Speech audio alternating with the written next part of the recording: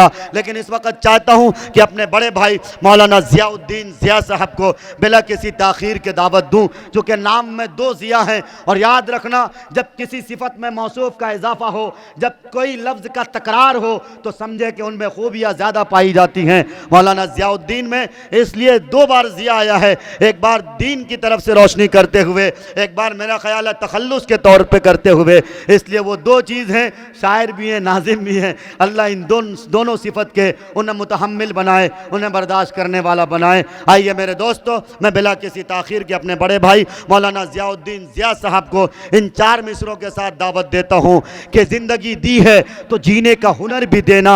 ज़िंदगी दी है, जनाब माहिर भारती साहब स्टेज पर तशरीफ़ रखते हैं, बहुत बड़े कलमकार का नाम है माहिर भारती। वाकई जब वो लिखते हैं तो ऐसा लगता है कि मोती पिरो रहे हों। जनाब कैसर अली राना, आपके सुपौल के वो सपूत, वो ऐसा हीरा, अनमोल हीरा है जो अपने कलम से जब लिखता है तो ऐसा लगता है कि तुग़यानी में मौजूज़ों की मौजज़न बिखेर रहे हों। उस शायर का नाम जनाब कैसर अली राना है।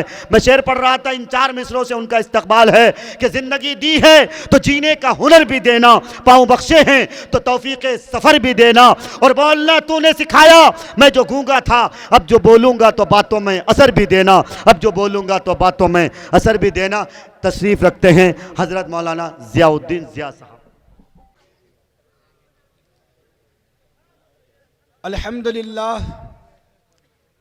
अल्हम्दुलिल्लाह नहमदुहु व नस्तईनुहु व नस्तगफिरुहु व नु'मिनु बिही व नतवक्कलु अलैहि व नऊज़ु बिल्लाहि मिन शुरूरि अनफुसिना व मिन सय्याति अअमालिना।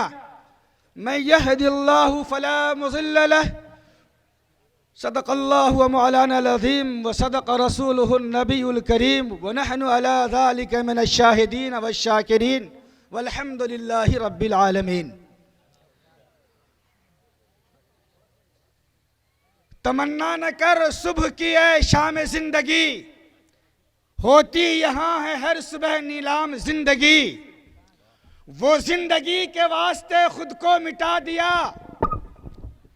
तमन्ना न कर सुबह की है शाम जिंदगी, होती यहाँ है हर सुबह नीलाम जिंदगी।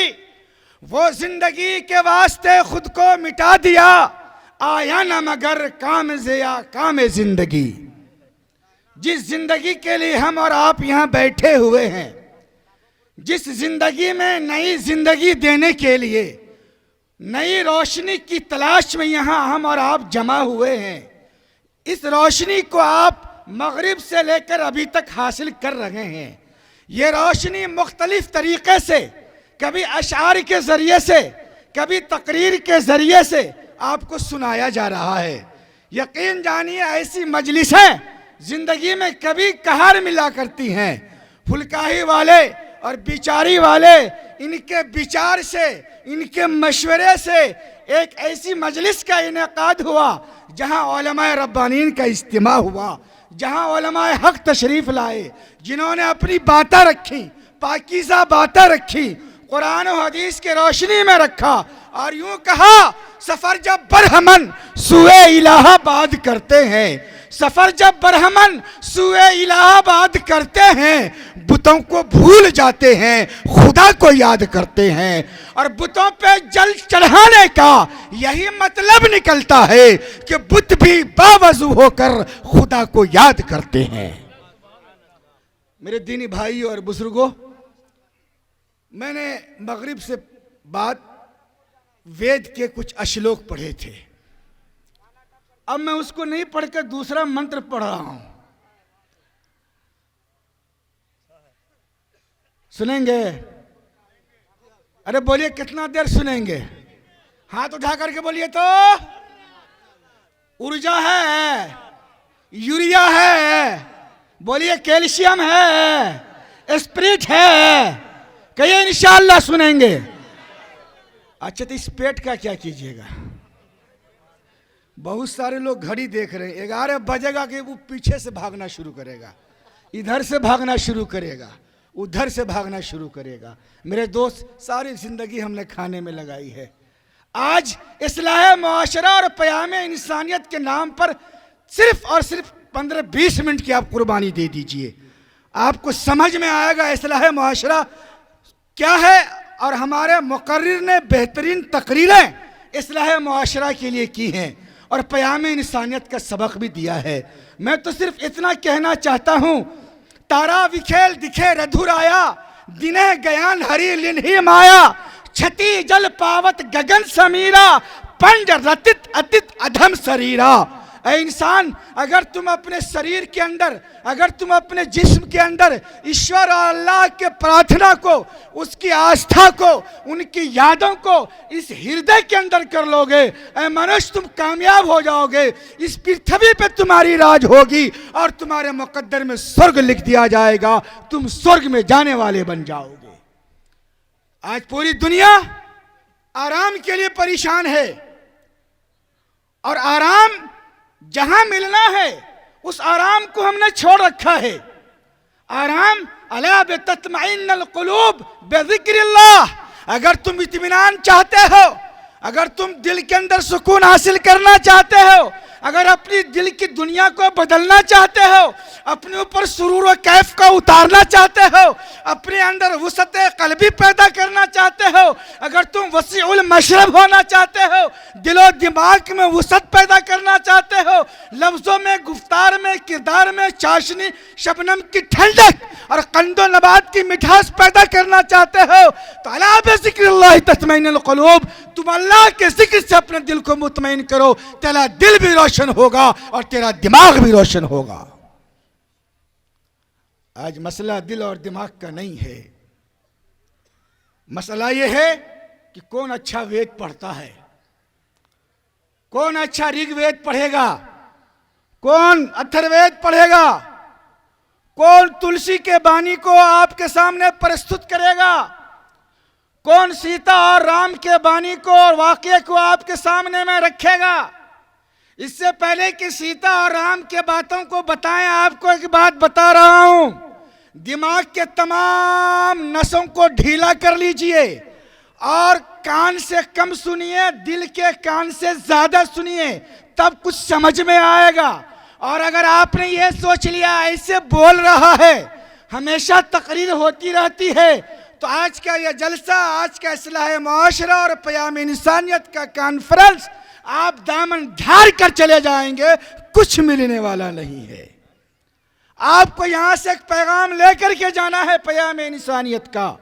वो बिरादरान वतन जिसको हम रामचंद्र के नाम से जानते हैं और कृष्ण के नाम से जानते हैं, सत्यनारायण के नाम से जानते हैं और मुख्तलिफ नामों से आपके गांव में मोहल्ले में रहता है, मेरे दोस्तों इसको पैगाम देना होगा, इनको बताना होगा तुम मेरे भाई हो और सगे भाई हो।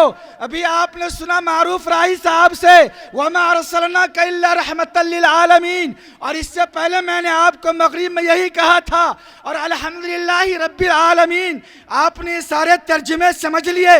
रसूलुल्लाह तमाम इंसानियत के लिए नबी बनाकर भेजे गए, हमने अपना स्टिकर लगा दिया, मोहम्मद सल्लल्लाहु अलैहि वसल्लम हमारे नबी हैं, जबकि हक ये है, सच ये है और हकीकत पे बात ये है कि रसूलुल्लाह सल्लल्लाहु अलैहि वसल्लम पर जितना हक और अधिकार जियाउल्लाह रहमानी का है, इतना नरेंद्र दास मोदी का भी है और अमित शाह का भी है। इसको समझना होगा आपको। हमारे हिंदू भाई, हमारी ये किताब, पवित्र पुस्तक कुरान करीम और आपकी पवित्र कथाएं और आपकी पवित्र पुस्तक, उनको आप पढ़ें, उसका अध्ययन करें, उसके लेसन्स को पढ़ें, उसके मंत्र को पढ़ें, उसकी अश्लोक को पढ़ें, तो आपको समझ में आएगा कि प्यामे इंसानियत क्या चीज है। आपको समझ में आएगा मानवता क्या चीज है। मानवता, मानवता के नाम पर आज दिन दहाड़े लोग जुल्म कर रहे हैं। एक मुसलमान मुसलमान के साथ तो कर ही रहा है, एक मुसलमान अपने पड़ोस में रहने वाला श्री प्रसाद के साथ भी बदसलूकी करता है। अल्लाह के नबी सल्लल्लाहु अलैहि वसल्लम ने मानवता का पैगाम दिया, ऐ मुसलमानों कान खोल करके सुनो, खैरुन्नास मै यनफउन्नास, बेहतरीन इंसान वह है जो जियाउल्लाह को भी फायदा पहुंचाए और नरेंद्र मोदी को भी फायदा पहुंचाए।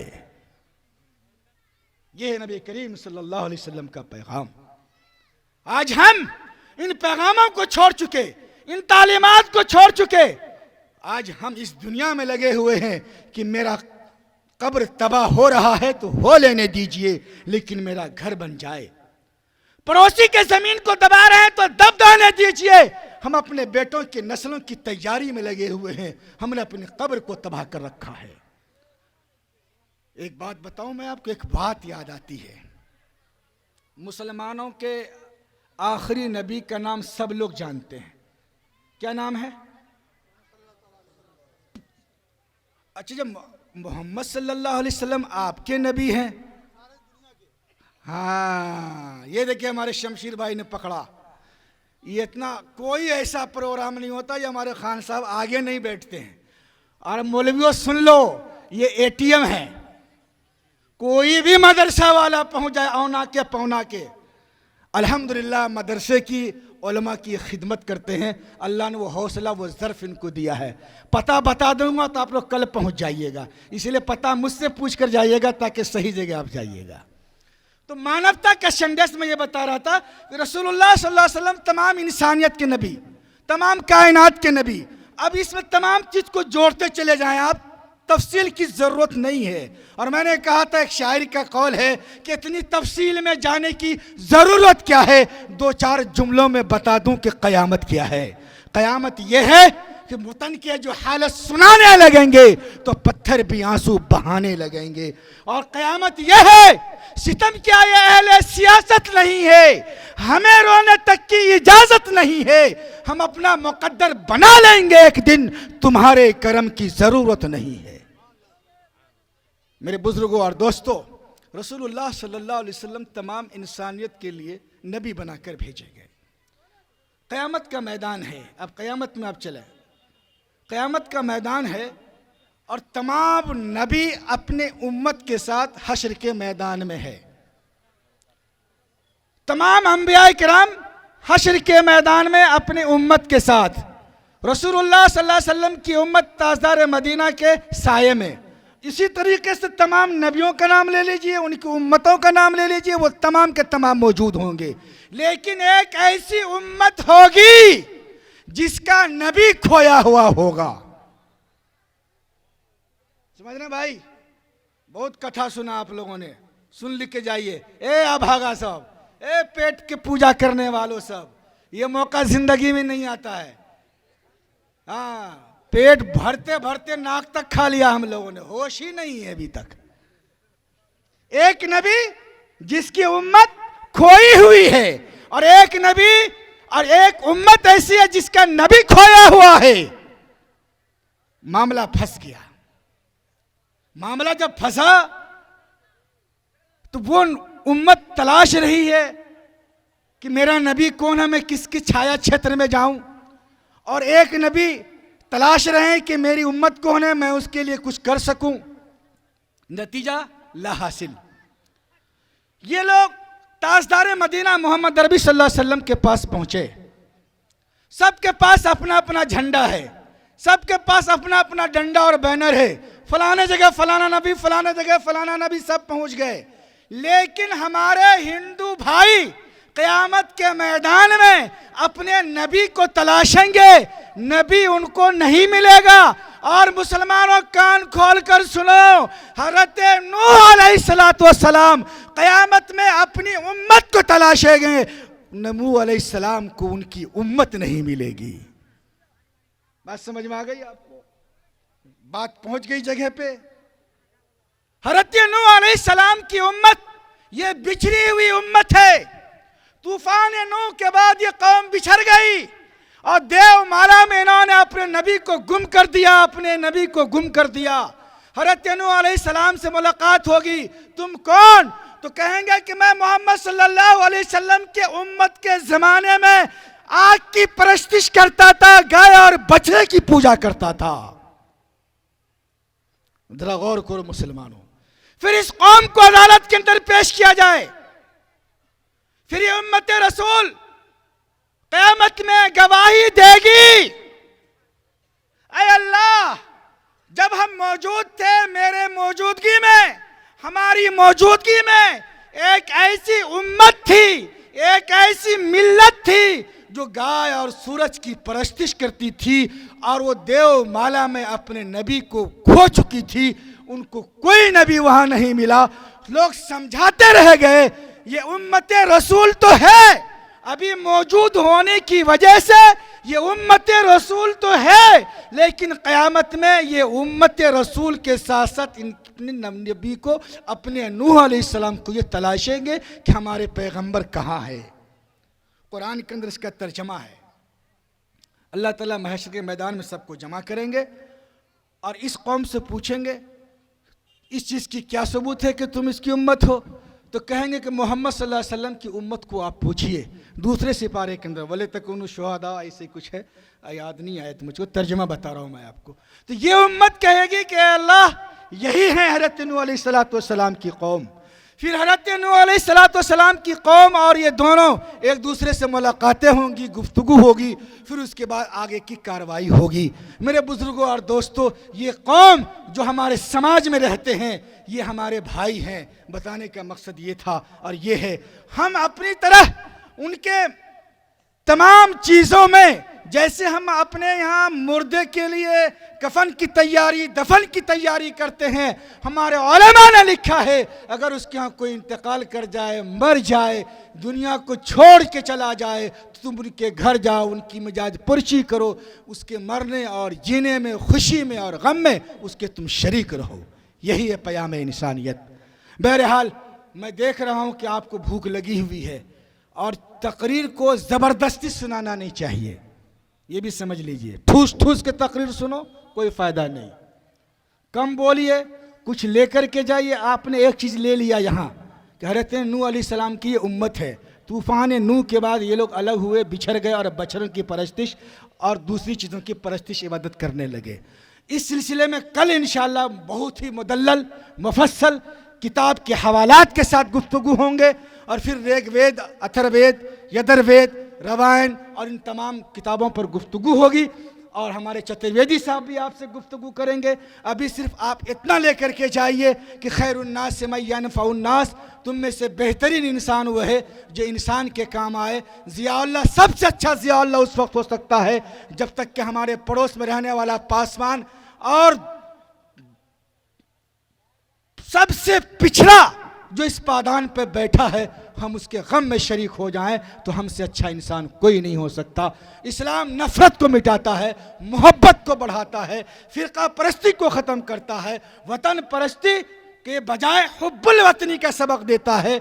हम अगर इस कसौटी पे खड़े होंगे तो हम इस वतन के लिए कल भी तैयार हैं, आज भी तैयार हैं, आने वाले वक्तों में भी तैयार रहेंगे। और यही शेर कह के अपनी बात ख़त्म कर देता हूँ कि वतन के जो हालत सुनाने लगेंगे तो पत्थर भी आंसू बहाने लगेंगे। अब आप लोग यहाँ से इस प्रोग्राम के दुआया कलमे के साथ इख्तिताम का शायद ऐलान हो जाएगा या एक आध शायर आपके सामने नात पेश करेंगे और फिर इंशाअल्लाह इस पर तफसीली गुफ्तगू कल फजर के बाद से दिन के 10 बजे तक हज़रत मौलाना मुफ्ती अब्दुल माजिद साहब चतुर्वेदी और मौलाना अब्दुल मतीन साहब रहमानी, और लगा तो किस्तों में, कई किस्तों में मुझको ज़बह किया गया है, तो एक आध किस्त और बाकी है जो मैंने हवालात दिए हैं, कल उस पर गुफ्तगू होगी। अल्लाह से दुआ कीजिए अल्लाह ताला हमें और आपको अमल की तौफीक अता फरमाए और अल्लाह ताला हमें बेहतरीन नेक मुसलमान बनने की तौफीक अता फरमाए। वाखिर दावाना अनिल हम्दुलिल्लाहि रब्बिल आलमीन।